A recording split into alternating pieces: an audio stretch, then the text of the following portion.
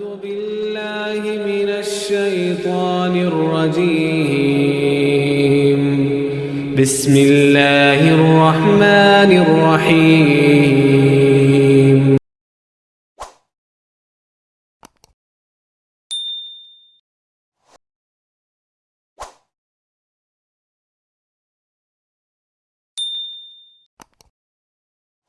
سبحان الذی اسری بعبدہ، پاک ہے وہ ذات جو لے گئی اپنے بندے کو راتوں رات مسجد اقصی سے مسجد حرام سے مسجد اقصی تک۔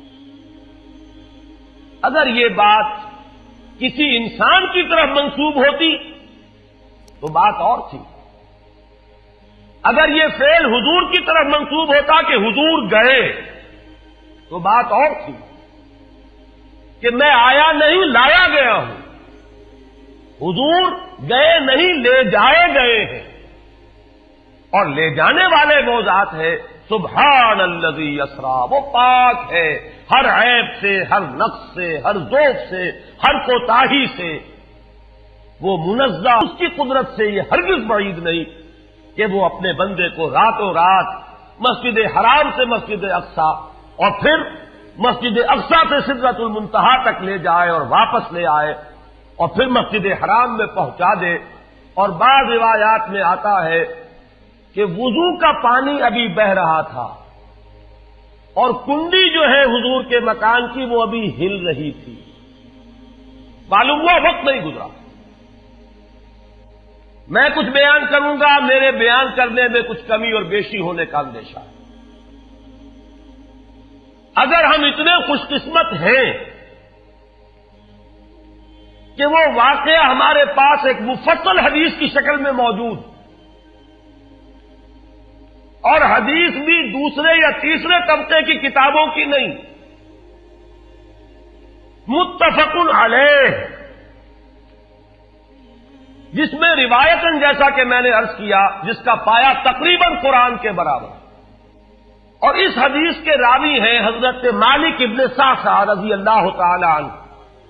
ان کے بارے میں ایک بات ہے بڑی اہم، وہ نوٹ کر لیجئے۔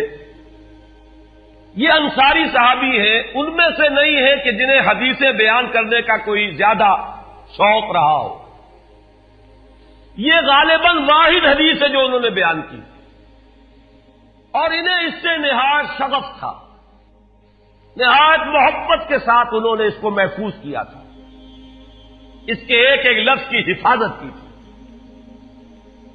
چنانچہ بعض دوسرے وہ صحابہ بھی جنہوں نے خود حضور سے یہ بات سنی ہوئی تھی، اب ایک تو وہ خود براہ راست روایت کر رہے حضور سے کہ ہم نے سنا، حضرت انس ابن مالک رضی اللہ تعالی عنہ خود، لیکن وہ صحابہ بھی ان کی خدمت میں خاص طور پر حاضر ہو کر ان سے اس روایت کو سنتے تھے، اس لیے کہ اس روایت میں ان کا درجہ بہت بلند ہے، ان کو اس سے بہت شغف تھا۔ تو صحابہ جو براہ راست حضور سے سن چکے وہ بھی ان کے پاس جا کر خاص طور پر اس حدیث کو سنا کرتے ہیں۔ چنانچہ یہ روایت جو متفق علیہ ہے، یہ امام بخاری جو اس کو لائے ہیں عن قتادہ عن انس بن مالک عن مالک بن صعصع رضی اللہ تعالی عنہم، حضرت انس ابن مالک سے روایت موجود ہے مسلم شریف میں براہ راست ان سے، لیکن یہ اس روایت کو بیان کر رہے ہیں حضرت مالک ابن صعصع رضی اللہ تعالی عنہ کے حوالے سے۔ روایت کیا ہے؟ ان النبی صلی اللہ علیہ وسلم حدثہم عن لیلۃ اسری بہ۔ اب دیکھیے یہ مرفوع حدیث ہو گئی، حضرت صعصع بیان فرما رہے ہیں کہ نبی اکرم صلی اللہ علیہ وسلم نے خود ہمیں سنایا، وہ حالات و واقعات سنائے جو اس رات کو پیش آئے جس رات کے انہیں لے جایا گیا۔ قال بینما انا فی الحطیم وربما قال فی الفجر، حضور فرماتے ہیں کہ میں اسی اثنا میں کہ میں حتیم میں تھا، اور ایک دوسری روایت میں الفاظ حجر آئے ہیں، وہ بھی کہتے ہیں اسی حصے کو۔ مضطجعا، میں لیٹا ہوا تھا، اذ اتانی آتن، کہ اچانک میرے پاس ایک آنے والا آیا. یہ آنے والے کون ہیں؟ حضرت جبرائیل. یہ بعد میں واضح ہو جائے گا. فشق ما بین ہذہ الی ہذہ، حضور نے اشارہ فرمایا، اس نے یہاں سے یہاں تک میرا سینہ چاک کیا. یعنی من طفرت نہرہ الی شعرتہ، یہ جو گڑھا ہے حلق کا گڑھا، یہاں سے لے کر تیرے ناف تک سینہ چاک کیا. فاستخرج قلبی، اور میرا دل نکالا. ثم اعطیت بطست من ذهب مملوء ایمانا فغسل قلبی، پھر ایک تشت لایا گیا سنہری جو ایمان سے مملوء تھا، بھرا ہوا تھا. تو پھر اس کے ذریعے سے میرے اس قلب کو، سینے کو دھویا گیا. ثم غسل ثم اعید وفی روایت، اس کے بعد اس کو لوٹا دیا گیا اور پھر وہ زخم بھی سی دیا گیا. ایک روایت میں آتا ہے ثم غسل البطن بماء زمزم ثم ملئ ایمانا وحکمتا. اسی طریقے سے پورے پیٹ کو بھی صاف کیا گیا مائے زمزم سے، اور اس میں بھی ایمان اور حکمت بھر دیے گئے. ثم اعطیت بدابۃ، پھر میرے پاس ایک چوپایا لایا گیا دون البغل فوق الحمار، جو بغل یعنی خچر سے تو کچھ چھوٹا تھا، اور حمار یعنی گدھے سے کچھ بڑا تھا. اب یہ جو سفید تھا. یقال له البراق، جس کا نام براق ہے. وَيَدَعُ خَطْوَهُ عِنْدَ أَقْصَى طَرْفِهِ، اور اس کا ہر قدم اس کی حد نگاہ پر جا کر پڑتا تھا. فَعِلْتُ عَلَيْهِ، میں اس پر سوار ہوا. فَانْطَلَقَ بِي جبرائیل، اب یہاں نام آ گیا، وہ آنے والے کون تھے. پھر چلے میرے ساتھ حضرت جبرائیل حتی اتی السماء الدنیا، یہاں تک کہ وہ آسمان دنیا تک پہنچ گئے، جو پہلا آسمان. اب یہاں دیکھیے وہ روایت میں جو زمینی سفر کا درمیانی حصہ ہے وہ رہ گیا. دوسری روایات سے ہم اس کو جوڑ کر جمع کریں کہ پہلا زمینی سفر ہے، مسجد اقصی تک پہنچے ہیں. وہاں جا کر روایت میں آتا ہے میں نے وہی اپنے اس خچر کو باندھا، براق کو، جہاں انبیاء باندھا کرتے تھے. اور پھر وہاں میں نے نماز ادا کی. بہت سے لوگ جمع ہوئے. میں منتظر تھا کہ کون نماز پڑھائے گا، کہ جبرائیل نے میرا ہاتھ پکڑ کر مجھے آگے کیا. میں نے نماز پڑھائی اور پھر جبرائیل نے مجھے بتایا کہ یہ تمام انبیاء تھے جو اس دنیا میں مبعوث ہوئے ہیں، اور آج آپ نے ان سب کی امامت کی. یہاں سے پھر شروع ہوا ہے وہ دوسرا سفر. لیکن جب پہلے آسمان تک پہنچے فاستفتح، انہوں نے دستک دی، کھلوانا چاہا. قیل من ھذا، پوچھا گیا کون ہے. قال جبرائیل، انہوں نے جواب دیا جبرائیل. قیل ومن معک، پوچھا گیا کہ آپ کے ساتھ کون ہے. دیکھیے یہاں ذہن میں رکھیے گا، اس امکان کو کوئی شخص مسترد نہیں کر سکتا کہ ان ملائکہ کے علم میں ہو، لیکن پھر بھی پوچھ رہے ہیں. قانون قانون ہے. دروازے پر دستک دینی ہوگی، آئیڈینٹی ڈسکلوز کرنی ہوگی، چاہے علم میں ہو. جج جو ہے وہ اپنے علم کی بنیاد پر فیصلہ کبھی نہیں دے گا. وہ تو مقدمے کی سماعت ہوگی، شہادتوں کی بنیاد پر فیصلہ ہوگا. ذاتی علم کی بنیاد پر کرنا ہے تو وہ خود کسی اور عدالت میں اس مقدمے کو منتقل کرے اور وہاں گواہ کی حیثیت سے پیش ہو. تو قانون قانون ہے. پوچھا کہ آپ کے ساتھ کون ہے؟ قال محمد صلی اللہ علیہ وسلم۔ قیل وقد ارسل الیہ، پوچھا گیا کیا انہیں بلایا گیا ہے؟ قال نعم، انہوں نے فرمایا ہاں۔ قیل مرحبا بہ فنعم المجیء جاء ففتح فلما خلصت، اس کے بعد کہا گیا مرحبا ان کے لیے، تہنیت ہے، مبارکباد ہے، خوش آمدید ہے، کیا ہی اچھے ہیں وہ جو لائے گئے ہیں۔ پھر وہ سمائے دنیا جو ہے اس کا دروازہ کھولا گیا، میں اس میں داخل ہوا، فاذا فیہا آدم، میں نے دیکھا وہاں حضرت آدم تشریف فرما ہے۔ فقال ھذا ابوک، جبرائیل نے کہا یہ آپ کے جد امجد ہیں، فسلم علیہ، ان کو سلام کیجئے، فسلمت علیہ، میں نے انہیں سلام کہا، فرد السلام، انہوں نے سلام کا جواب دیا، ثم قال مرحبا بالابن الصالح والنبی الصالح، خوش آمدید ہے، مرحبا ہے صالح بیٹے اور صالح نبی پر۔ ثم صعد بی، پھر مجھے اور اٹھایا گیا، حتی اتى السماء الثانیۃ، یہاں تک کہ جبرائیل پہنچ گئے دوسرے آسمان تک۔ فاستفتح، پھر وہی سوال و جواب ہے، میں اب ترجمہ نہیں کروں گا۔ قیل من ھذا؟ قال جبرائیل۔ قیل ومن معک؟ قال محمد۔ قیل وقد ارسل الیہ؟ قال نعم۔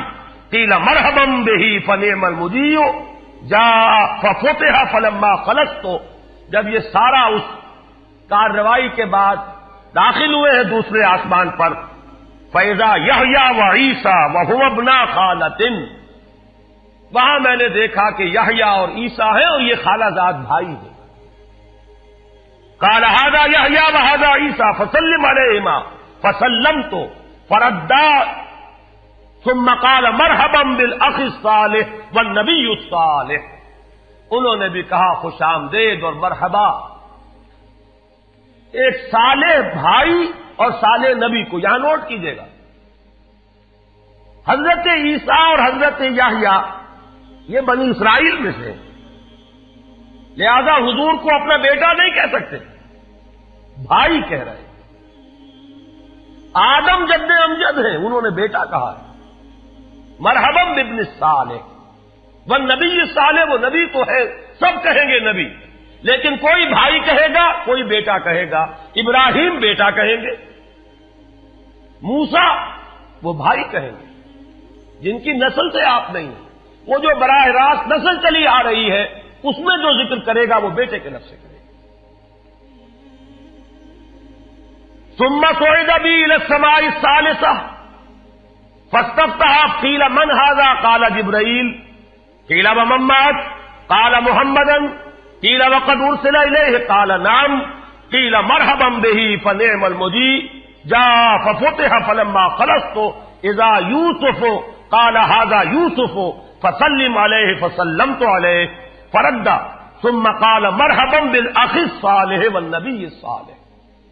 اب مجھے ترجمے کی ضرورت نہیں ہے، ایک مرتبہ بات آپ نے سمجھ لی، اب تیزی کے ساتھ میں اس حدیث کو پڑھ دینا چاہتا ہوں۔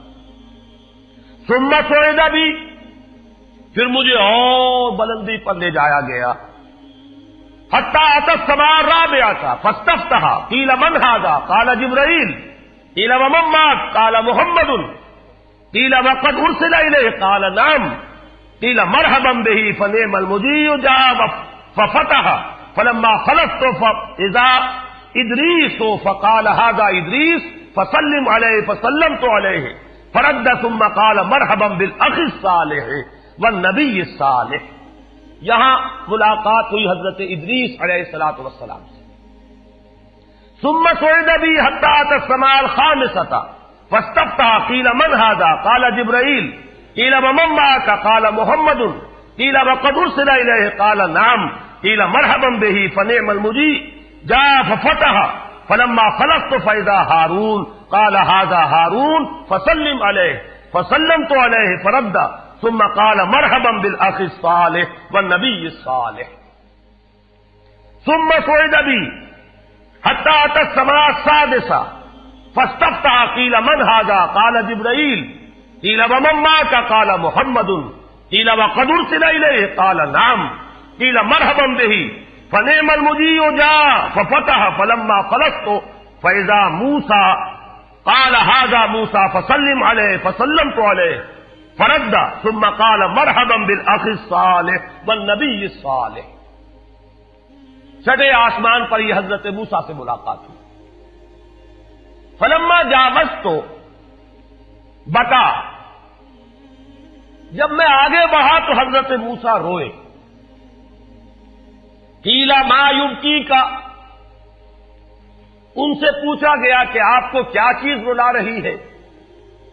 قال ابکی لأن غلاما بعث بعدی، کہ مجھے اس بات پر رونا آ رہا ہے یہ نوجوان محمد صلی اللہ علیہ وسلم، یہ میرے بہت بعد ان کی بعثت ہوئی ہے. يدخل الجنت من امتہ اکثر ممن يدخلها من امتی، میرے بہت بعد آنے کے باوجود ان کی امت میں سے جنت میں داخل ہونے والوں کی تعداد میری امت کے مقابلے میں بہت زیادہ ہو. بہرحال اپنی امت کا خیال تو ہے، وہ شفقت جو نبی اور رسول کو اپنی امت پر ہونی چاہیے وہ ہے بتمام و کمال. اسے معاذ اللہ کسی حسد پر معمول نہ کیجیے، بلکہ وہ جو احساس ہوا ہے اپنی امت کی محرومی کا، وہ ہے کہ جس نے حضرت موسیٰ علیہ السلام پر یہ کیفیت طاری کی. ثم صعد بی، پھر مجھے اور بلند کیا گیا، الی السماء السابعۃ، ساتویں آسمان پر. فاستفتح قیل من ھذا قال جبرائیل قیل ومن معک قال محمد صلی اللہ علیہ وسلم قیل وقد بعث الیہ قال نعم قیل مرحبا بہ فنعم المجیء جاء فلما خلصت فاذا ابراہیم قال ھذا ابوک ابراہیم فسلم علیہ فسلمت علیہ فرد السلام ثم قال مرحبا بالابن الصالح والنبی الصالح. حضرت ابراہیم نے پھر استقبال کیا، خوش آمدید صالح بیٹے اور صالح نبی کے لیے. ثم رفعت، اب ذرا یہاں نوٹ کیجئے گا، یہاں سوئد تو نہیں آیا، سوئد ابھی نہیں آیا، رفعت. پھر مجھے اور بلند کیا گیا الی سدرۃ المنتہی. یہ سدرہ منتہا ہے جس کا ذکر ہے سورۃ النجم. اسی سدرۃ المنتہی کے پاس جنت ماوا ہے، وہ جس کا وعدہ کیا گیا ہے، جو ٹھکانہ بنے گی اللہ کے نیکوکار بندوں کا، جس میں وہ رہیں گا ہمیشہ ہمیش. فادخلوها خالدین، وہ بھی وہی ہے. پھر اٹھائے گئے حضور بیت المعمور تک. ثم اعطیت باناء من خمر واناء من لبن واناء من عسل. پھر میرے سامنے یہ بیت معمور کیا ہے یہ بھی جان لیجئے. یہ در حقیقت اس سماء سابعہ پر، ساتویں آسمان پر خانہ کعبہ کا اصل جو ہے اللہ کا گھر، جس کا یہ ظل اور سایہ اس دنیا میں ہے، خانہ کعبہ، یہ ہے وہ بیت المعمور، جس کے بارے میں ایک اور روایت میں الفاظ یہ آئے ہیں، اس میں روزانہ 70,000 فرشتے داخل ہوتے ہیں، اور جو فرشتہ ایک مرتبہ داخل ہوا ہے آج تک اسے دوبارہ داخل ہونے کی نوبت نہیں آئی. اسی طریقے سے وہ فرشتے ہیں جو طواف کرتے ہیں خانہ کعبہ کا.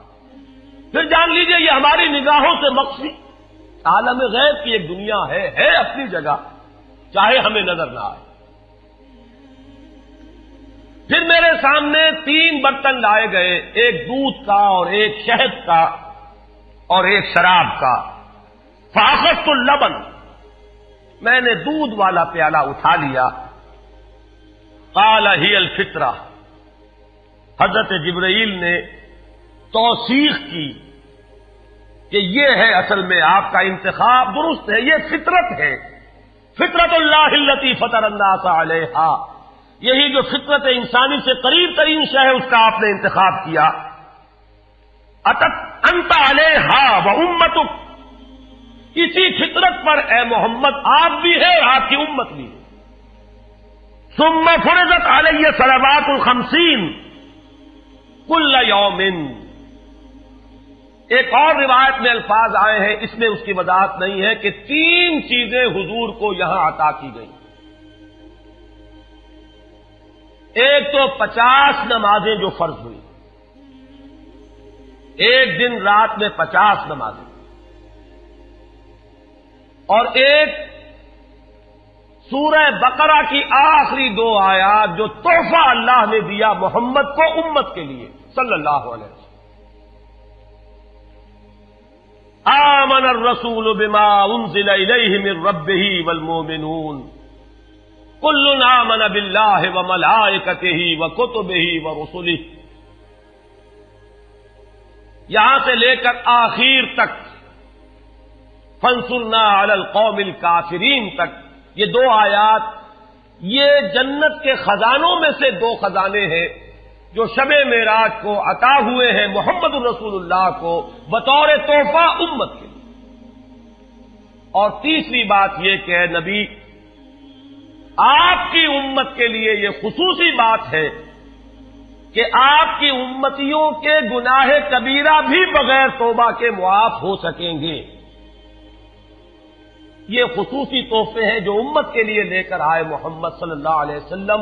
3 تحفے، نماز جو اس معراج میں فرض ہو رہی ہے، اور اسی کو حضور کہہ رہے ہیں الصلاۃ معراج المؤمنین، اہل ایمان کے لیے یہ بمنزلہ معراج ہے۔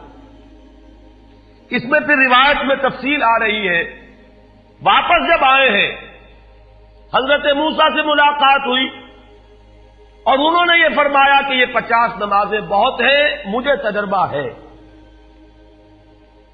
تمہاری امت اس کا تحمل نہ کر سکے گی، واپس جاؤ، درخواست کرو، کم کرواؤ۔ حضور گئے، 10 نمازیں اس میں معاف ہوئی، 40 ہوئی، پھر یہی بات ہوئی، پھر بھیجا حضرت موسیٰ نے، پھر 30 ہوئی، پھر 20 ہوئی، چوتھی مرتبہ پھر وہ 10 اور پھر 5 رہ گئیں۔ اس پر بھی حضرت موسیٰ نے یہ کہا اب بھی جاؤ، یہ بھی بھاری ہے۔ حضور نے فرمایا مجھے شرم آتی ہے، میں اتنی مرتبہ جا چکا ہوں، مزید اب جانے سے حیا محسوس کر رہا ہوں۔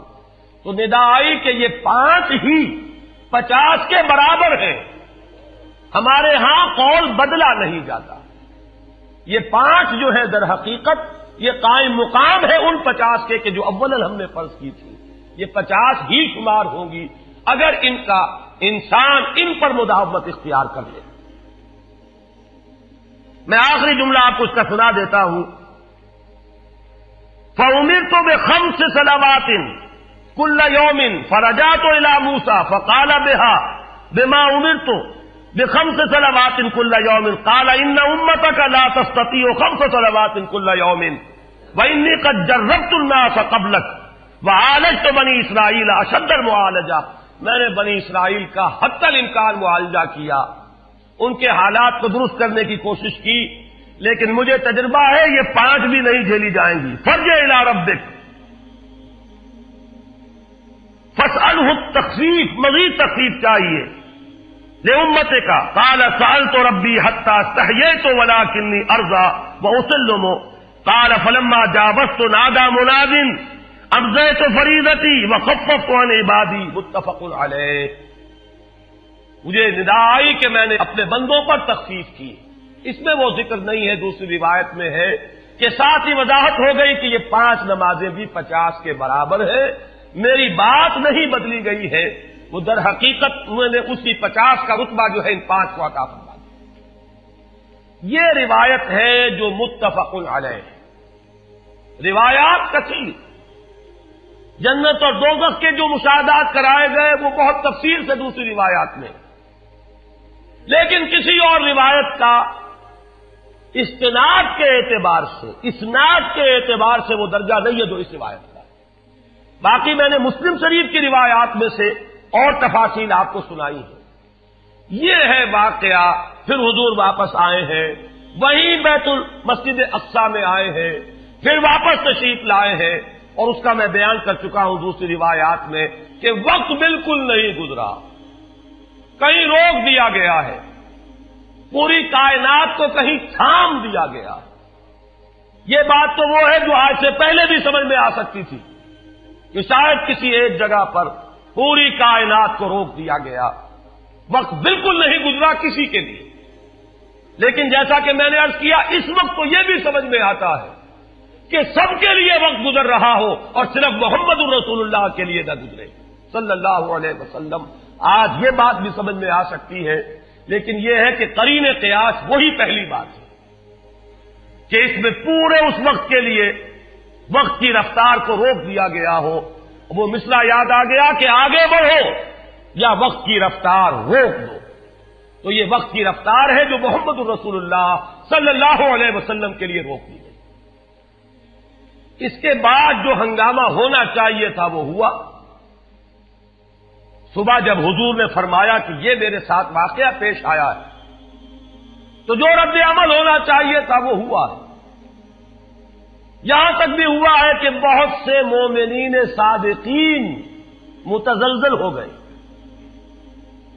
مشرکین نے، کفار نے بغلیں بجائیں کہ اب ہمیں موقع مل گیا۔ معلوم ہوتا ہے ابھی تک تو شک ہی کی بات تھی کہ ان کو کچھ خلل دماغی کا عارضہ ہے، اب تو ثابت ہو گیا، کسی شک کو شبے کی گنجائش نہیں۔ چنانچہ اب آپ اس کا اندازہ کیجئے، یہ واقعہ مکے میں بیٹھ کر بیان کیا جا رہا ہے، امتحان لیے گئے ہیں۔ اچھا اگر گئے تھے تو بتاؤ مسجد اقصی کے ستون کتنے ہیں، وہاں کی کھڑکیاں کیسی ہیں؟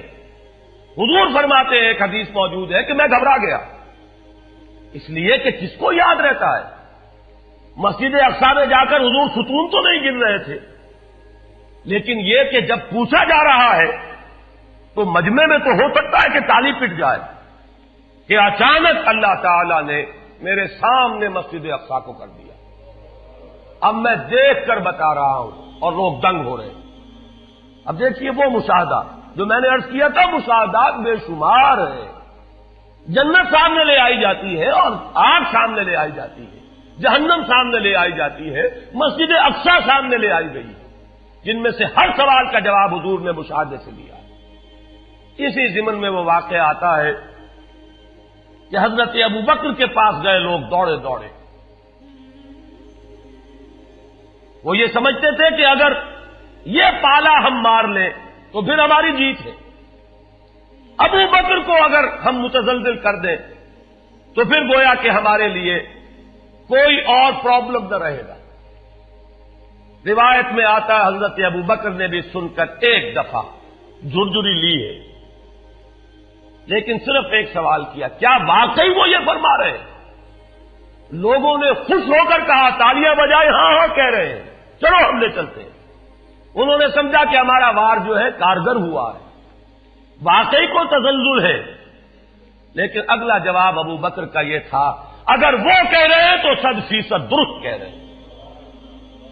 میں روزانہ یہ مانتا ہوں کہ فرشتہ آسمان سے ان کے پاس آتا ہے، تو اگر ایک مرتبہ انہیں آسمان پر لے جایا گیا تو یہ کون سی بعید ہے؟ یہ ہے وہ دن کہ جس کے بعد صدیق اکبر شمار ہوئے ہیں ابو بکر صدیق۔ حضرات، معراج